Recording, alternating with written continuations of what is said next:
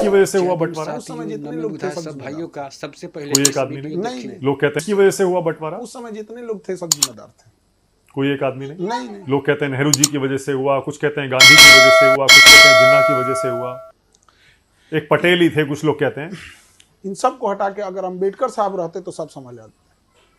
सबसे बड़ी मिसिंग होती है, लोग अंबेडकर साहब को आज़ादी के टाइम अंडर एस्टिमेट जय भीम साथियों, संविधान भाइयों का संविधान की आप सबसे शपथ पहले इस लेते हैं, वीडियो संविधान के निर्माता को आप पूछते तक नहीं है। संविधान जब देश बनता है तो हम ये पढ़ते हैं, आप तो पैरवी करते हैं सरदार पटेल को होना चाहिए, आप एक आदमी पैरवी करता है जवाहरलाल नेहरू को होना चाहिए। हम ये पूछते हैं क्या इन दोनों से योग्य अंबेडकर साहब नहीं थे?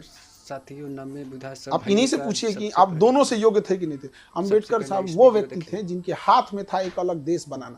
1932 रैमजे मैकडोनल्ड प्रधानमंत्री लंदन में बैठ के गोल में सम्मेलन चल रहा था, गांधी जी और वहां खड़े थे। वापस आए, इन्होंने कहा कि मुझे दलितों के लिए अलग देश नहीं चाहिए, बल्कि मुझे उनके लिए आरक्षण चाहिए ताकि मैं उनका उत्थान कर सके। क्या जिन्ना से कम पावरफुल थे अंबेडकर साहब? नहीं, उनकी देशभक्ति पे सवाल उठा देते हैं। अगर वो चाहते तो वो जैसे जिन्ना ने बनाया था बना सकते थे। सबसे योग्य कोई व्यक्ति था उस समय तो अंबेडकर साहब, जिसकी कोई चर्चा नहीं। उन्हीं को प्रधानमंत्री बनना बिल्कुल होना चाहिए, तो सब लोग एक्सेप्ट कर लेते, इवन जिन्ना भी एक्सेप्ट कर लेता, इधर इंडिया भी एक्सेप्ट कर लेता। लेकिन अपना पर्सनल ईगो में वो एक इंसान छोटी जाति से आता है, वहां भी दिखा दिया।